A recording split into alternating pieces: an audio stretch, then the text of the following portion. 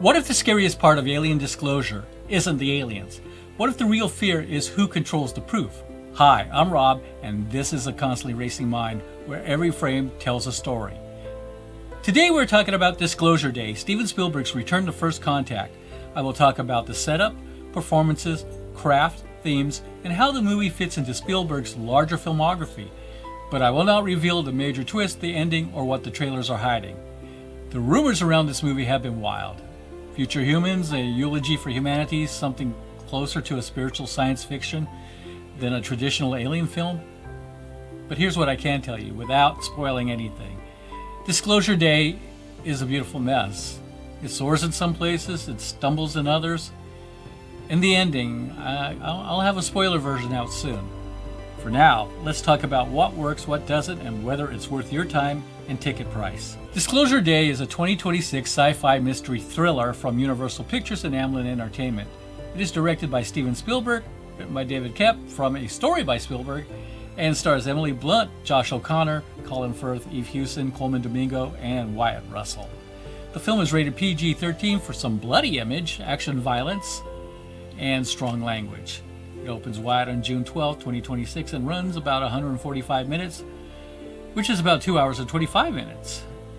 But before we go deeper, hit like if you enjoy reviews that get into the film and the world around it, and subscribe if you want the spoiler breakdown after I have finished editing the full plot.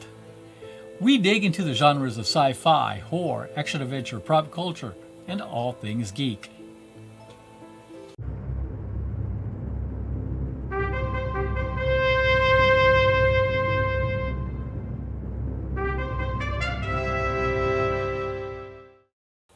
The basic setup is simple, but massive. If someone proved we were not alone, would that frighten you? The truth belongs to 8.3 billion people, and the world is coming close to Disclosure Day.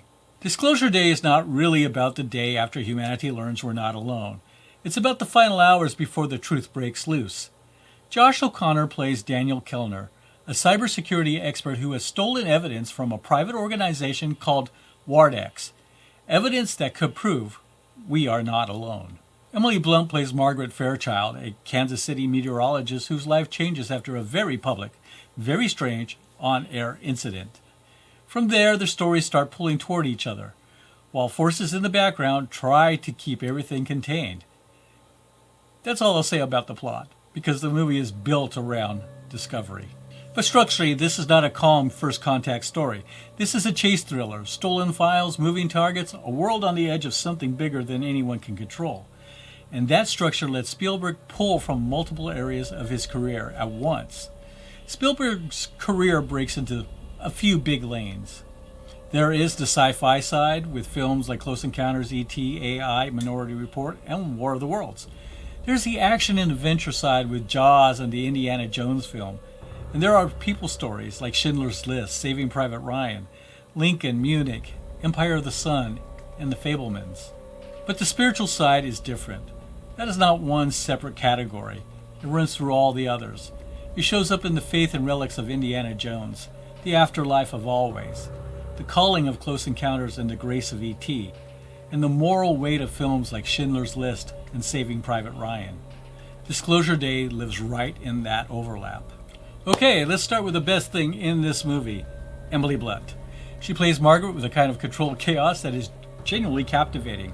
One moment she's funny, the next she's terrified, the next she feels completely transformed. There's an unpredictability to her performance that keeps you locked in.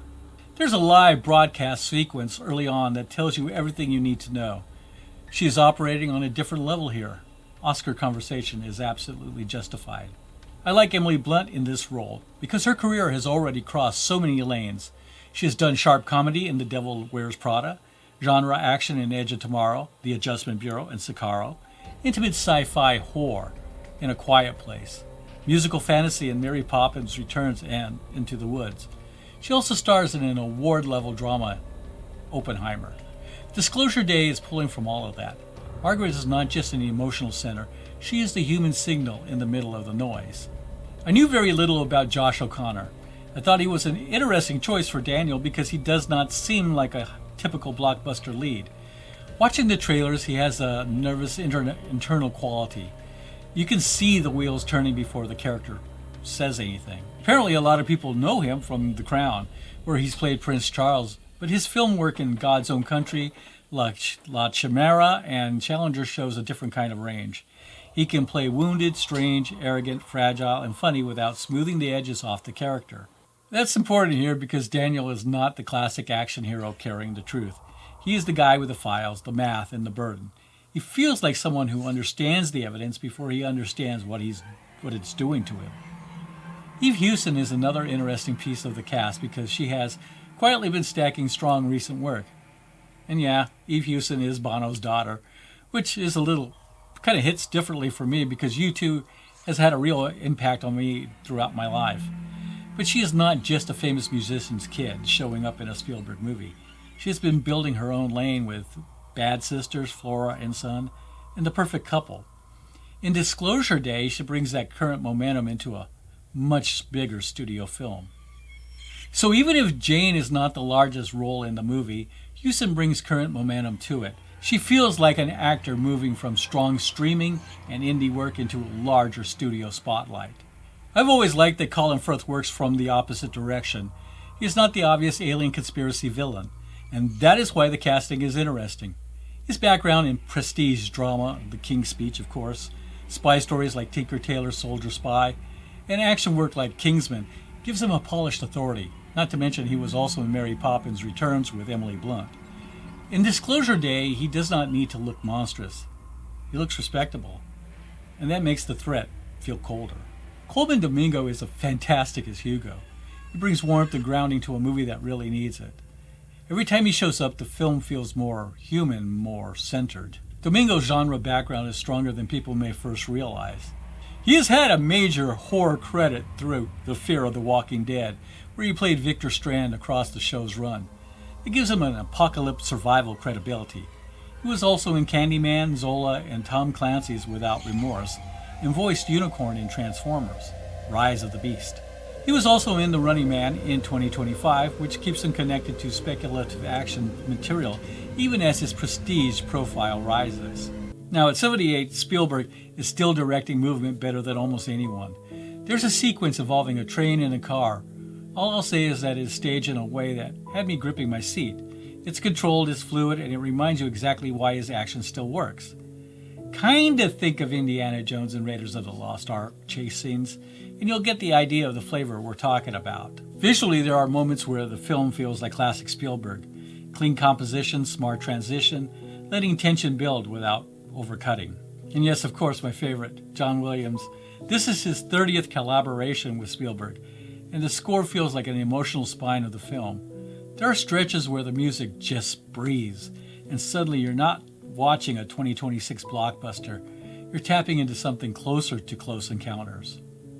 It's nostalgic but not manipulative. It earns its emotion. So for months I was deep in the rumor mills. Future humans, time-traveling anthropologists, the melancholy Ubermensch, and I kept thinking back to that scene in Paul. You remember, the Simon Pegg, Nick Frost movie from 2011? There's the moment where Seth Rogen's alien character is on the phone with Steven Spielberg in 1980. And Paul says, "How about cellular revivification?" And Spielberg says, "I don't know what that is." And Paul says, "It means healing, Mr. Spielberg." And then Spielberg, this is the best part, Spielberg says, "Yeah, right, healing. Like by touch. Like maybe his finger lights up on the end." That is the Spielberg I wanted for Disclosure Day. The one taking notes from an actual alien. The one who had insider information. The one who could make something truly weird and true. But the movie we got, no alien consultants, no future humans, just a solid, safe, slightly frustrating first contact story, and I kept waiting for the finger to light up. It never did. As of this recording, Disclosure Day is landing well with critics, but not at instant classic levels. Rotten Tomatoes has it at 82% from over 200 reviews, while Metacritic sits at 75, which puts it at a generally favorable range. IMDb is at 6.9 out of 10, and Letterboxd is sitting around 3.4 out of 5. That lines up with the conversation around the movie. Most critics seem to respect the craft, the performances, especially Emily Blunt, and Spielberg's ability to stage wonder and tension. But the movie is also clearly dividing people on the script, the ending, and whether it answers enough of the huge questions it raises. And for anyone wondering, Disclosure Day does not have a mid-credit scene or a post-credit scene. So once the movie ends, that is the ending. There is no extra tag after the credits. So go home, or go to dinner, or go somewhere but the theater. They need to clean up. Now for the harder conversation. The CGI is rough, distracting in places. There are animal effects, a cardinal, deer, that look years behind where they should be, especially in a $200 million Spielberg film. And when your director made Jurassic Park 30 years ago, that contrast stands out. What the heck, ILM? The pacing is also an issue. I like slow burns. I defend slow burns. But this is a 2.5 hour movie where the middle stretch really drags. The chase structure starts to feel repetitive, like the story is circling instead of escalating. You keep waiting for the moment, and waiting, and waiting. There are some key alien tech in this movie that become Swiss Army knife solutions whenever the plot gets tight. They're introduced early, so it's not a classic Deus Ex Machina. But the rules are so loose that you start to feel like the gadgets, not the characters, are doing the heavy lifting in some key moments. So when characters get into trouble, the solution often feels pre-built, and that undercuts tension, because you start expecting the device to fix everything. And the antagonists don't help either. Here David Koepp's script presents them as highly capable, but repeatedly miss things that are right in front of them. Instead of feeling threatening, they become frustrating. Where I'm most torn is the thematic side. Spielberg is constantly teasing big civilization level questions. What would this do to our faith, our politics, our sense of purpose? In the end, though, most of those questions fade away in favor of a tight thriller payoff. That's philosophically interesting because in philosophy, asking the question is the whole point. But it will frustrate anyone hoping for a deeper look at what life after disclosure actually looks like. And that's surprising because this is the same filmmaker who once conveyed awe, fear, and connection with almost no dialogue at all. You know, the Spielberg face. The ambition is there, the execution doesn't always match. So where does that leave us? Disclosure Day is uneven but fascinating. For me, Disclosure Day lands at a strong 4 out of 5. I understand why the ending is going to frustrate some people. Spielberg raises huge questions about government secrecy, faith, fear, alien contact, and whether humanity could actually survive the truth. And then he does not answer all of them for us. But I also think that this is part of the point. This is not a movie that gives us a clean roadmap for what humanity should do next. It's a movie that asks whether we are ready to listen, not just to aliens, but to each other, to evidence, to people we do not understand, to truths that would force us to change how we see the world. The film is not perfect. Some of the CGI is distracting, the alien technology can feel too convenient, and the runtime does stretch in places. But the performances are strong, especially Emily Blunt, Josh O'Connor, Coleman Domingo, and Colin Firth. Spielberg still knows how to stage tension, movement, and awe. And while John Williams does not give us a memorable Disclosure Day theme song, he does give us a score that gives the film that sense of wonder and unease. And the philosophical angle worked for me. So yes, I had some issues, but I also left thinking about the movie, and that matters. For me, Disclosure Day is not Spielberg answering the questions for us. It is Spielberg handing the questions back to us. Is it worth seeing in theaters? I think it is, for the performances, for the craft, and for the moments where Spielberg really does feel like Spielberg again. Just manage your expectations. This isn't Close Encounters. It's not E.T. Definitely not War of the Worlds. No, it's something messier, more frustrating. But also it's more interesting than it might appear on the surface. And the question it keeps circling is a good one.